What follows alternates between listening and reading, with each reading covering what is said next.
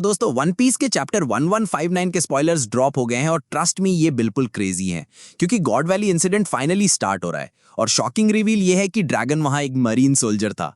वही ड्रैगन जो बाद में रेवोल्यूशनरी आर्मी का लीडर बना। ड्रैगन को शैंक्स की मां मिलती है और वो उससे रिक्वेस्ट करती है कि एटलीस्ट उसके बच्चों को बचा ले।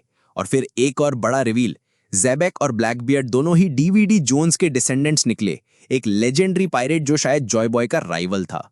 मतलब वन पीस हिस्ट्री के सबसे बड़े सीक्रेट रिवील हो रहे हैं। ज्यादा टाइम वेस्ट ना करते चलो स्पॉयलर्स स्टार्ट करते हैं। चैप्टर की कवर पेज में यमाटो को दिखाया गया है जो वापस वानो के फ्लावर कैपिटल लौट आई है। शायद उसकी जर्नी और कवर स्टोरी यहीं खत्म हो रही हो। चैप्टर शुरू होता है और हम देखते हैं शाकी, जो कुजा पायरेट्स की फॉर्मर कैप्टन थी और हचिनोसु पे अपनी बार चलाती थी, किडनैप हो गई है।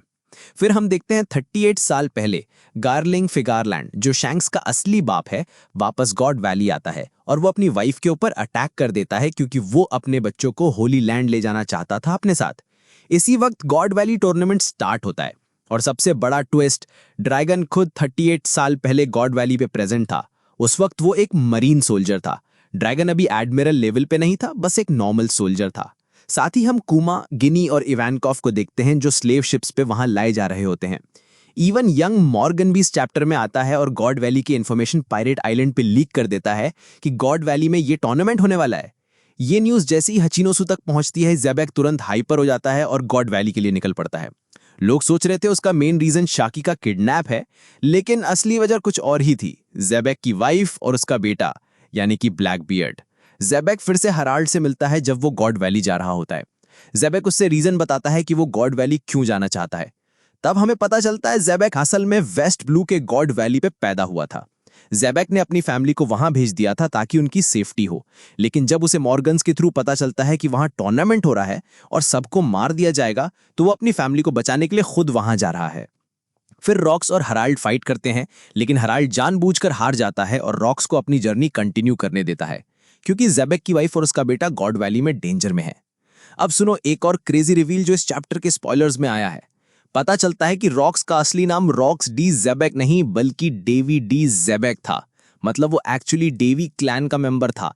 और दोस्तों इस चैप्टर में उसको प्रॉपर डेवी क्लैन का हिस्सा बताया गया है। और हाँ, ये भी कंफर्म होता है कि वो एक्चुअली डीवीडी जोन्स का डिसेंडेंट था। और दोस्तों finally God valley tournament start हो जाता है और सबसे शॉकिंग चीज, शाकी को अनाउंस किया जाता है as the grand prize of the tournament. और सबसे इमोशनल मोमेंट, किड टीच यानी कि ब्लैकबियर्ड और उसकी मां दोनों ही स्लेव्स के रूप में टूर्नामेंट का पार्ट बन जाते हैं क्योंकि ज़ेबेक ने उन्हें गॉड वैली भेजा था सेफ होने के लिए, लेकिन उनके लिए ये एक ट्रेजेडी बन गई। चैप्टर के एंड में हमें ड्रैगन भी दिखाया जाता है जो शैंक्स की मां को ग्राउंड पे इंजर्ड देखता है।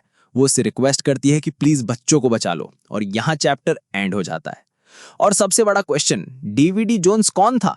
क्या वही डी क्लैन का फाउंडर था? क्या वो जॉय बॉय का एनिमी था? जैसे आज ब्लैकबियर्ड और लूफी के बीच राइवलरी है, वैसे शायद जॉय बॉय और डेविडी जोन्स के बीच थी। और सोचो कितना ट्रेजिक है, ज़ेबेक ने अपनी फैमिली को सेफ होने के लिए गॉड वैली भेजा और वही उनके लिए सबसे बड़ा नाइटमेयर बन गया। और एक और वाइल्ड थ्योरी कि क्या हो सकता है कि इसी टूर्नामेंट के दौरान ज़ेबेक की सोल समहाउ ब्लैकबियर्ड के अंदर ट्रांसफर हुई हो, क्योंकि अब हमें क्लियर हो गया कि टीच वहां मौजूद था।